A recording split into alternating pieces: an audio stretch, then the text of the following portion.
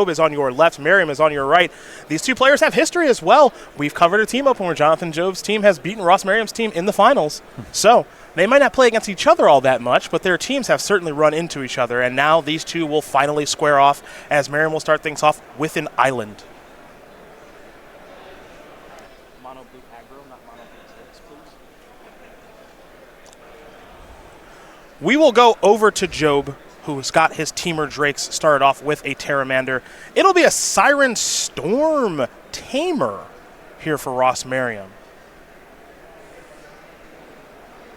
A slow start for Merriam. We know that this deck, it's trying to bob and weave and play very much like a tempo deck, like a Delver deck, I guess you could say. Right, and so Merriam there, you would assume, oh, well, he just drew that, right? He would have played it on turn one. Not necessarily the case. The mono blue aggro deck is trying to protect key threats with cards like Dive Down and Spell Pierce, and often you get these hands because of Curious Obsession where you have one creature and it's critical that that creature stays alive. So Merriam may have decided, I'm not going to play it on the first turn. I don't want to risk a shock or some other removal spell because I'm going to put a lot of eggs in this basket. Yeah, this could be a hand where he has multiple copies of Curious Obsession and he needs this threat to live, like you mentioned. It's also possible he drew it. Don't know for sure.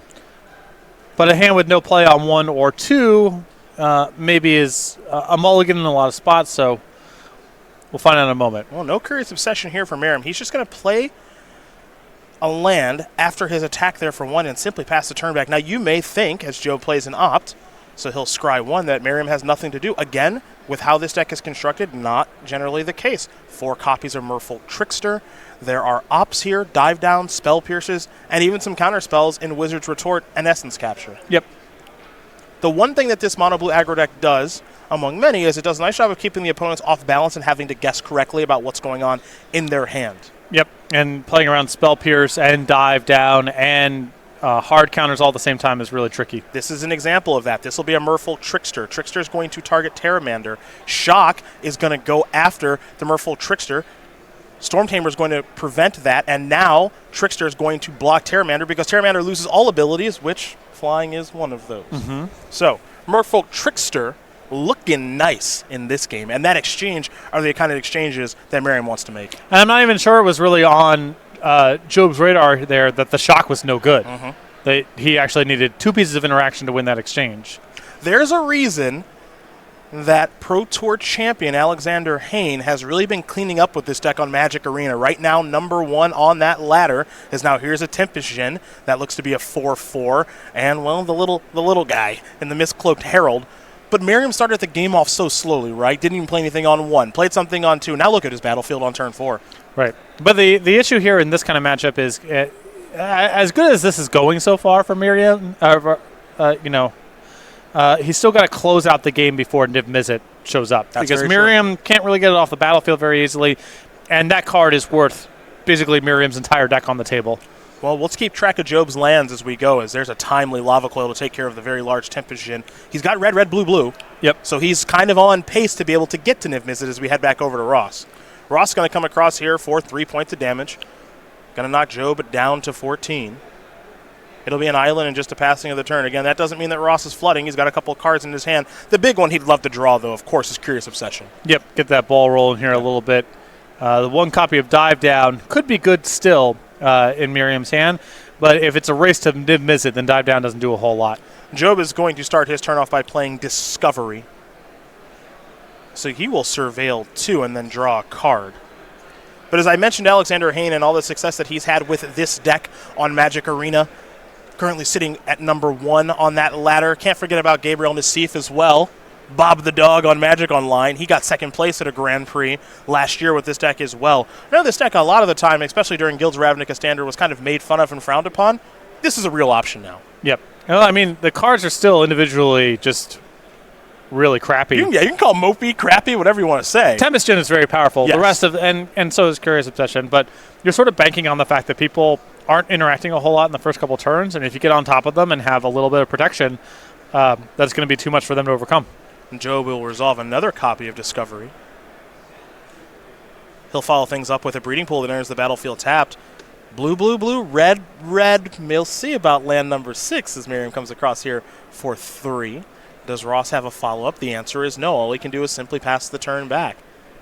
One of the spots and one of the things you probably like here for Job as he falls down to 11 is that Hydroid is a real thing that Ross has to concern himself with. Now, there's the third red source, but no Niv-Mizzet here for Jonathan.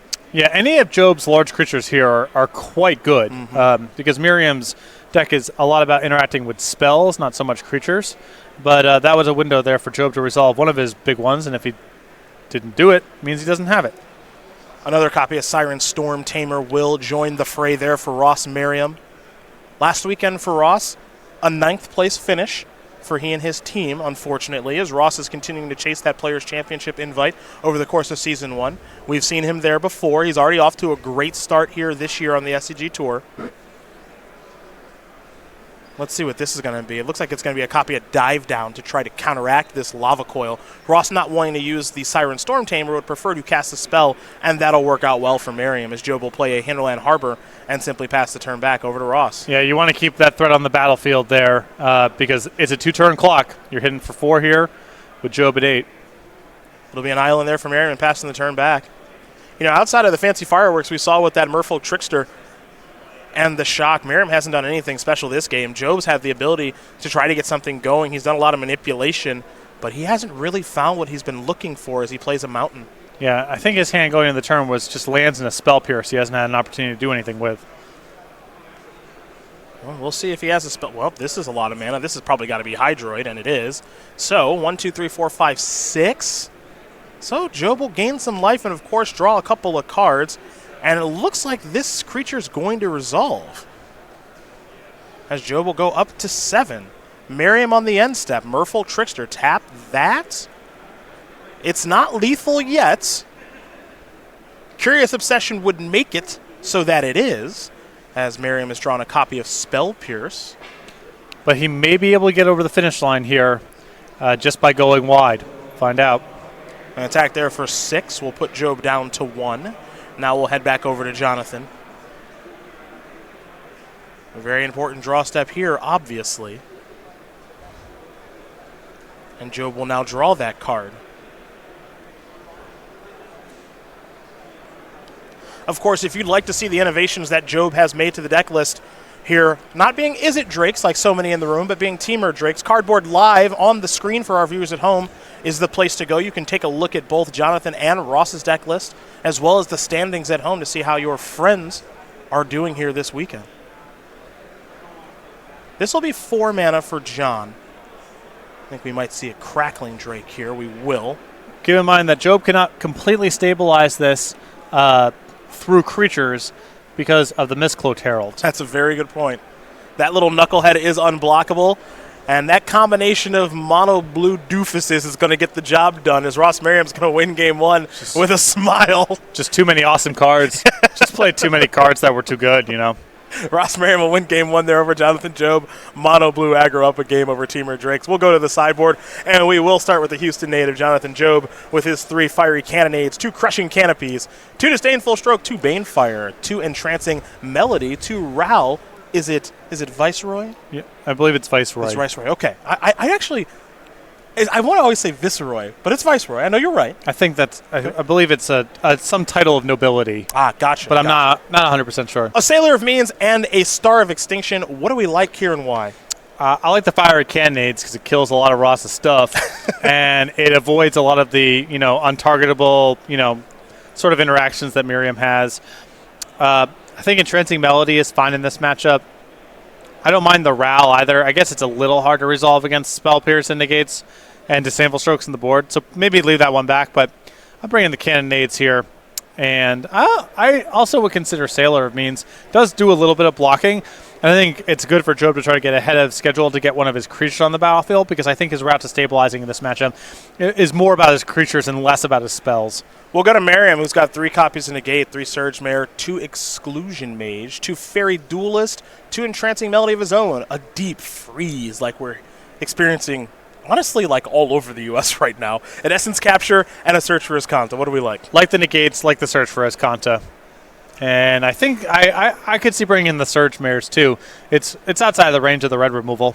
Surge Mare was a popular card that folks were looking for here this weekend that the floor basically ran out of. Christian Calcano having some difficulty finding that one for his mono blue deck, but it looks like Ross found some for his as he sits at 4-0 and currently up a game here in Dallas. We do want to quickly go over our personality tokens here that are available through January and February. Set of 5 included with entry into any Star City Games Open or Classic like we have here in Dallas this weekend, or any StarCityGames.com order of $20 or more. They changed it on me. They've beaten you now. Another loophole. Yeah, I got to find the next one. For you to exploit, I'm sure. 5 different tokens here. We can go over them one by one very quickly. We'll kick things off, of course, with Pro Tour champion and runner-up and one of the SCG Tour's best of all time, Jerry Thompson.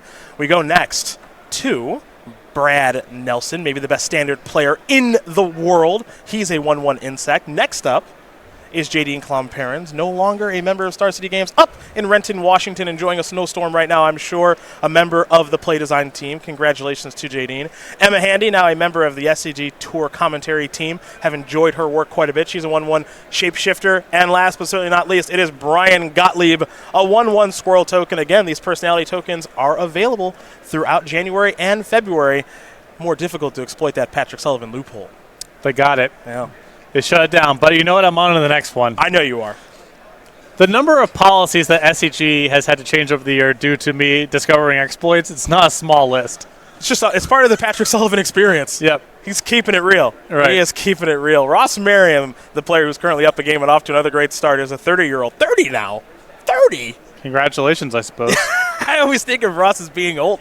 Younger, not older, because I've known him for so long. But the 30-year-old from Middletown, Connecticut, has played 19 Opens last year with 5 top 8s and 1 win, a great conversion rate, all-time 25 Open top 8s. Just got 9th place last weekend, so that could have been 26 last weekend, with 5 wins, 2 invitational top 8s, still looking for that big W. And on Jeopardy, he was in 2016, where he, as we love to say, got pranjalled. Oh, yeah. Yep. He got pranjalled. But you know what? He was one of many that got pranjalled. Being able to comfort Ross in person in the aftermath of that, Yes. still really value that time. And the trivia after, Yep. which I'll never forget. Yep. Looking at Chase's losses and got smushed there, too. We went to so much trivia that week. We went to so much bar trivia that week.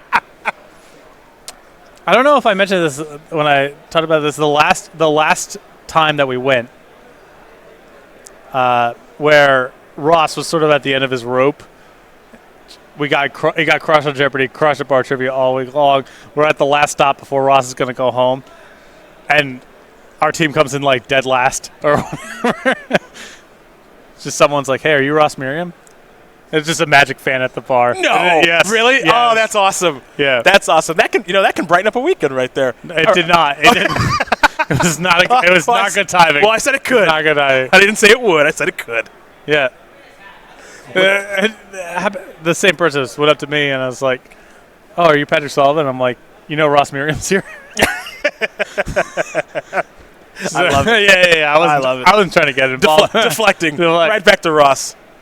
It's not about me. Job looks like he's going to be going down to at least 6 cards here, maybe a little bit deeper, as Ross is happy with his 7. This mono blue aggro deck, it looks to be popular here this weekend. There's so much talk about this, again, based off of what Alexander Hayne has been doing on Magic Arena. But this is a deck that isn't really long on power level. No. I will say that. It's the kind of deck that I think you get to exploit your opponents if they haven't played against it very much.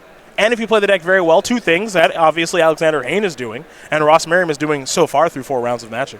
Well, a lot of people are, kind of futzing around with more expensive spells. And the blue deck, I think, getting underneath people and then having a shield of counter spells that's a really challenging architecture for a lot of Standard's best decks to deal with.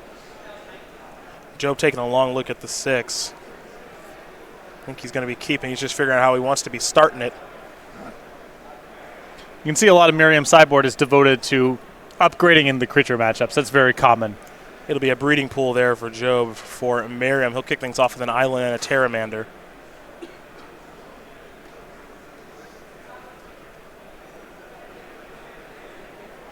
See where Job wants to go next. It does make you wonder how good this green splash is going to be here for him this weekend. So far, so good. 4-0, obviously. So, it's hard to argue against splashing such a powerful card like Hydroid Krasis. Yeah, the card's certainly very strong. And the Drake's deck, my experience, is one of the issues that it has, the straight red-blue versions, does flood out a fair bit. I mean, you draw a lot of extra cards. You need to make your first handful of land drops to be able to do everything, but you don't have any sort of big card drawing spell or X spell to smooth it all out. So I understand it's a powerful card, and it does address an issue with the deck. The mana is not that challenging in terms of having green mana online. In time, you are adding more dual lands, which the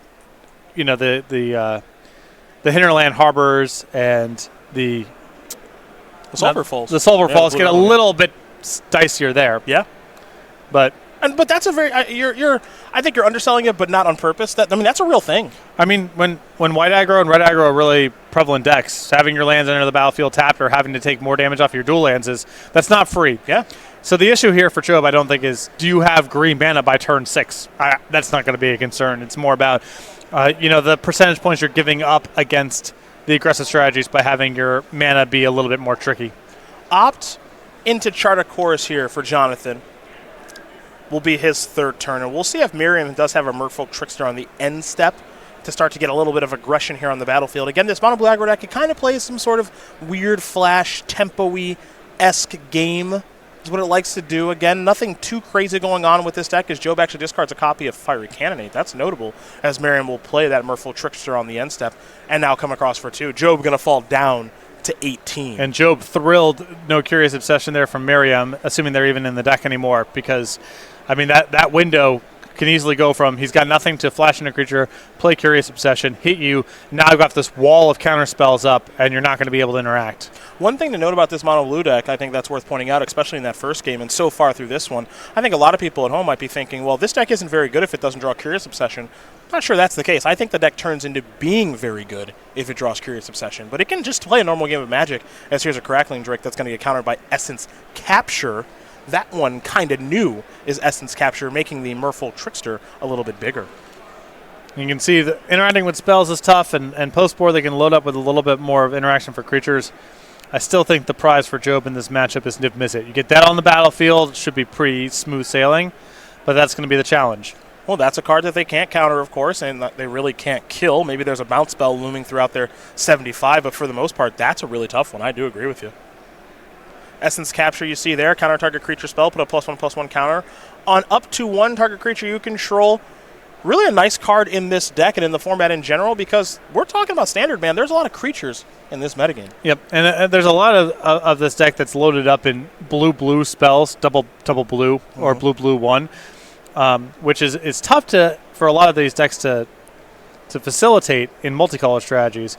But when you have Tempest, you already have this incredible payout for just playing nothing but islands.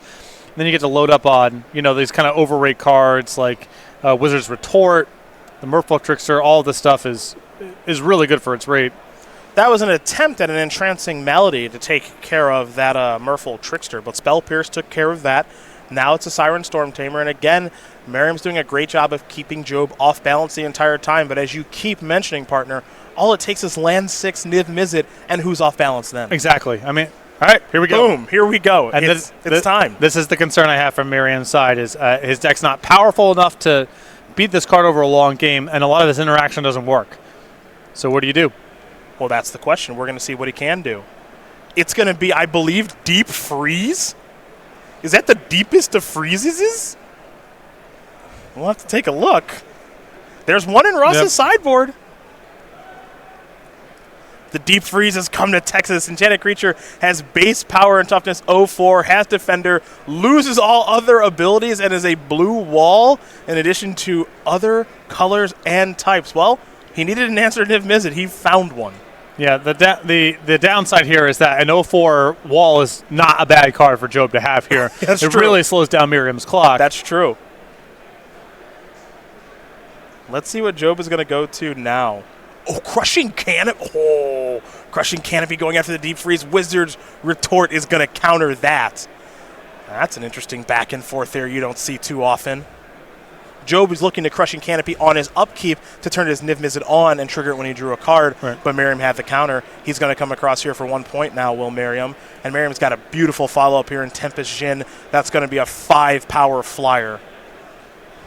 Back over to Job we go. I think that was the only Crushing Canopy he has access to in his sideboard. Was that right? He has 2. He has 2. Well, he better draw that second one. And if he does, he may be able to win this game.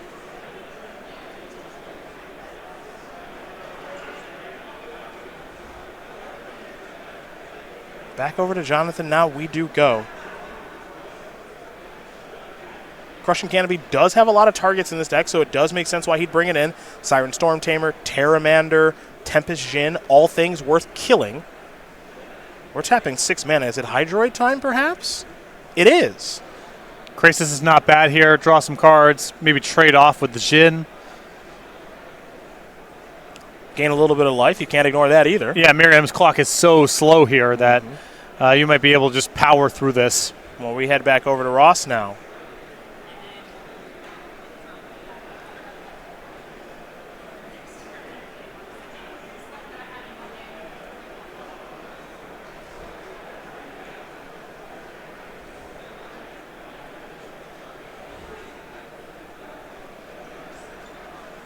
Interesting stuff, to be sure. This game has gotten pretty complicated. Merriam having his single answer to Niv-Mizzet show up.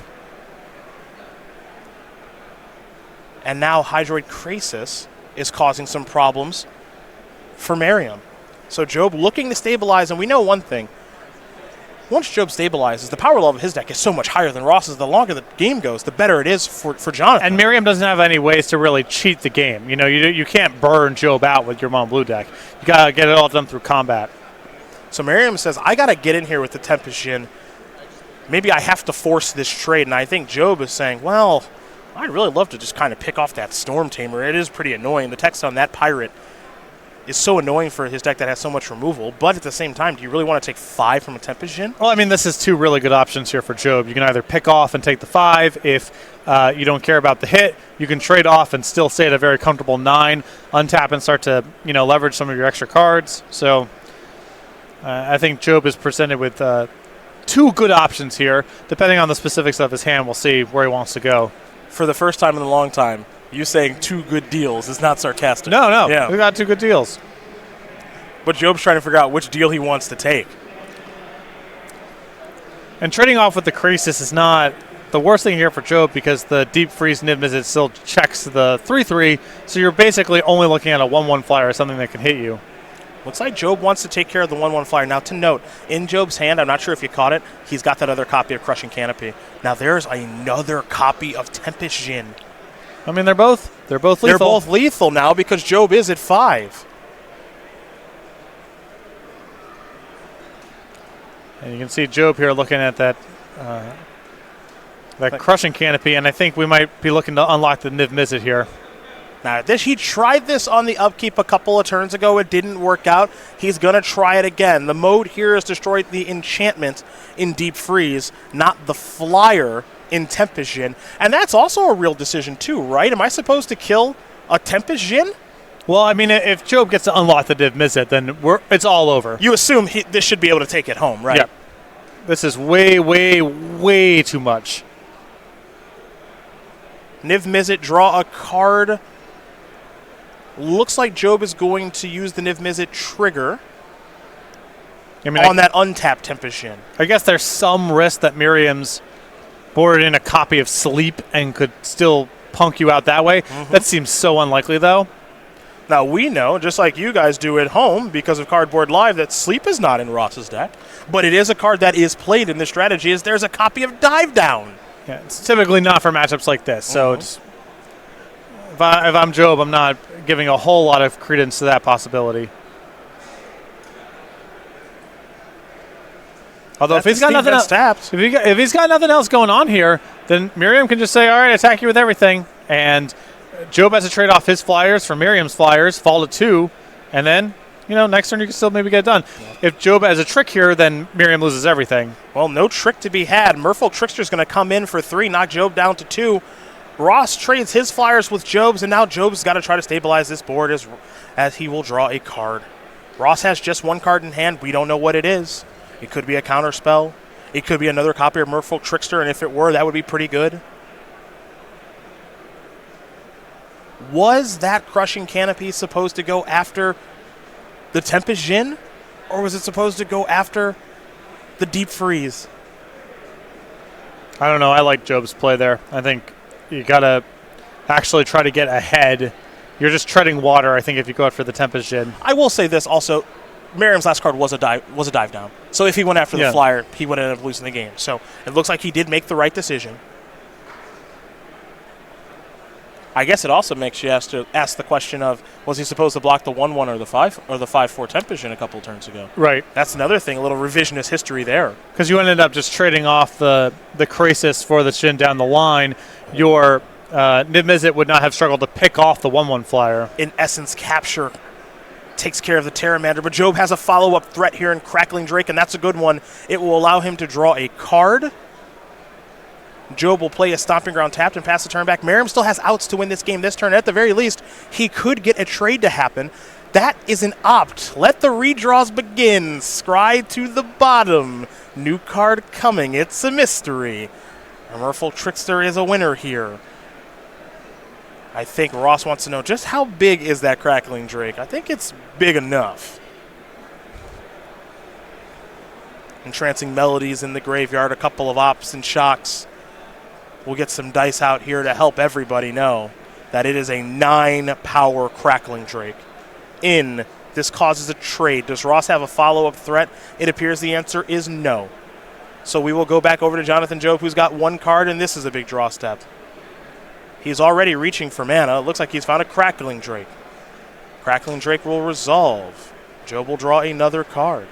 Looks like he picked up a copy of Breeding Pool to go along with the shock in his hand. We head back over to Ross Merriam, who will play an opt.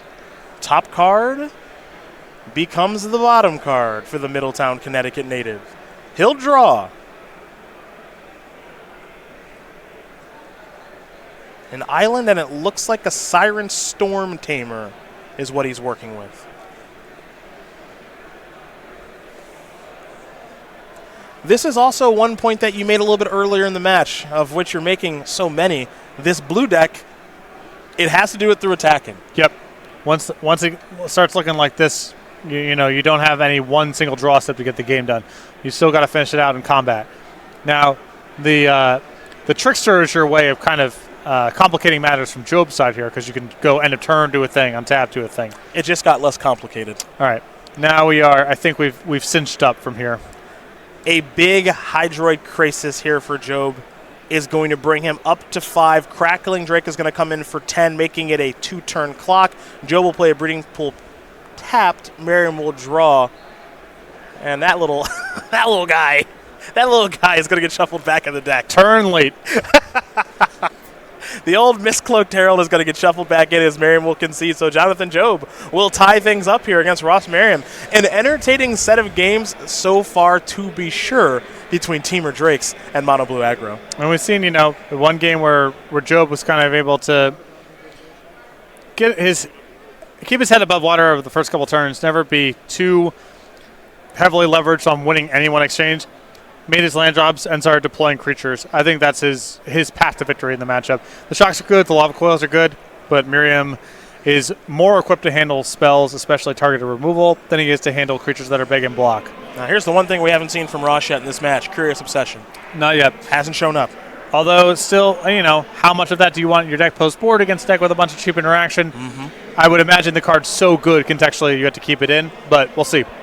Well, we're going to get ready here for game number 3 between these two players in just a moment. But first, let's very quickly talk about your ability to order some Ravnica Allegiance cards today, folks. The MSRP on a box, well, that's a lot. Let's just draw a line through that 143. Let's talk about the SCG price, or, Patrick, if you're a premium member, that price. Yep. So you can just make the premium pay for itself by utilizing the discounts that go along with ordering from the website. 5% off to all eligible SCG Premium members. That excludes people who have their premium accounts for free by writing to the website, such as myself. I found this out. But if you pay for your premium subscription, just do it a scam. You gotta poke around in there. I understand. But if you pay for your premium membership, you can get that price down to just about $90 over at go.starcgames.com/RNA. Apparently, we got another slide to show with this out. But boom, there you go. Order those. Play mats and various other products from Ravnica Allegiance, like Prime Speaker Vanapaw. Getting ready here for game number 3 between Jonathan Job and Ross Merriam. Job tied it up. He's got some open wins. Does the Houston native, 36, currently living in Salt Lake City, found his way down here. In 2018, he played 12 opens. He top 8 2 of them, and the conversion rate on the top 8 is very nice. 2 team open wins for John last year, alongside Brian Basoko, and then once with Rudy Briska, and the other with Dave Thomas, who was unable to make it here this weekend, unfortunately. All time for Job, open top 8 6, wins 3, invitational top 8s 1 as well, and apparently trained to be a pilot. I don't think I have that in me. I think it's too late. Well, it's too. I actually would. I feel like I'd just be scared to fly a plane. I don't know if it's hard or easy. I'm guessing it's pretty hard. But yeah, I'm under the impression that it's hard, and I still, after all these years of flying, just really don't handle turbulence very well. So if you're going to be a pilot, you have to handle that well. Yep. Otherwise, that would just be a weird job to have. Yeah, yeah. That seems like one you got to kind of get under control. Yeah. I don't know why I don't handle turbulence well. I'm getting better, I think. An island to start here for Ross Merriam. No one drop. The lack of control. That's probably what it is. You're just sitting there hoping. It'll be a stomping ground tapped here for Job as Merriam will kick game off with the old Optaruski. Top card becomes the bottom. New card coming.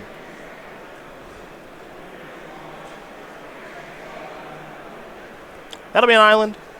And we'll head back over to Job. Job will draw a card now. Picked up a copy of Crackling Drake.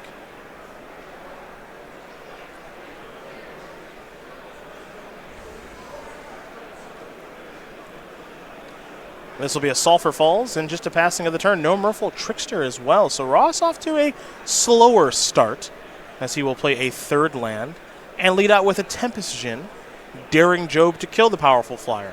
This will be an opt here for Jonathan, and he will also scry. I like this play here for Merriam. You can shock it. And if Job wants to untap and lava coil it, then you got a window maybe to follow up with something else. Mm-hmm. I'm into this play. It's not that risky. It's not really any counter spell Job can have there that answers it easily. So you are exposed a little bit to lava coil, but you make Job maybe spend his mana a little bit inefficiently. Maybe give yourself a window to resolve something better. Resolve 2 things. And if he doesn't have lava coil, the game could end. Oh yeah, because then you can just protect this threat maybe the rest of the game. And this is the one threat in the deck in Tempest Djinn that hits hard. Job does have the lava coil, however. So Tempest Djinn down, Job passes that test. Merriam does have another copy of Tempest Djinn in hand. We'll see if he wants to deploy that now or not. He's moved it to the forefront of his hand, and he will deploy it. So Tempest Djinn is now a 4/4, and now here's another opt here for Job, and a Spell Pierce from Merriam. Interesting. Well, next turn if Job makes this land drop, you can't Spell Pierce the lava coil that you're in theory concerned about. And you don't want Job to make his land drops to his creatures. You're worried about his creatures right now. You don't want to leave up Spell Pierce for the whole game. So, looks a little weird, but I don't mind just tagging whatever you can there. It was aggressive use of the counterspell, but it may be working out here for Merriam, as Job's going to start his turn off with a copy of Chart a Course.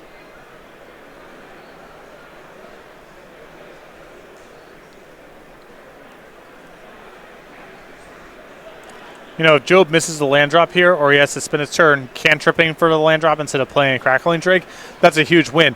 Because when Merriam gets ahead on the table and then untaps, now the game gets really good, And I think fighting over that op gets you there. And it has gotten really good, because now here's a copy of Curious Obsession. It was not showing up in Game 1 or Game 2 was the powerful enchantment, but it's here now. Merriam will draw a card after attacking with a Tempest Djinn, and it's an attack there for 5. Job should be falling down to 15, and now Jonathan will draw a card. And one thing this mono blue deck does so well is protect a key threat. Yeah, that's what, once you get to untap with a advantage on the battlefield, then it gets really good really fast. Terramander here from Job. It won't cost much to adapt. There are already 5 spells in the graveyard. Adapt cost is 8, so it's down to 3. Yeah, this is a good test spell. I mean, it costs 1, and Merriam has to do something about it. Well, Wizard's Retort counters that, but Crushing Canopy punishes Merriam big time, taking care of the Curious Obsession and the Tempest Djinn. So now Ross has got to reset and get something on the battlefield. Well, he put more than one thing. Let's call it 3. 2 Terramanders and a Miscloaked Herald. Merriam, I believe, with 3 spells in the graveyard. Yeah, he's got some work to do to turn it on. Yeah. Were you surprised at the countering of the Pteramander there? Yeah, Job had enough mana left over to adapt right there, so he's going to trade. If he can't answer it, then it's worth fighting over. Okay.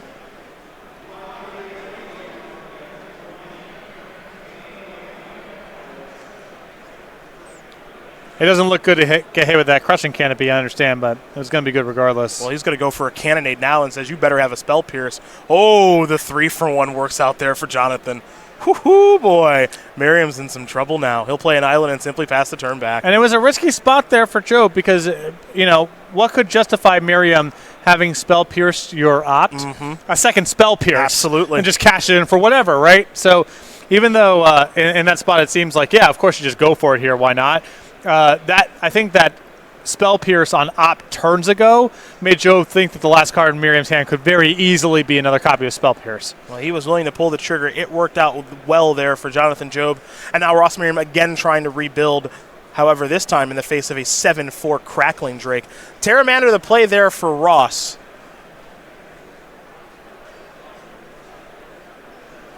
And now here comes Job with the Drake.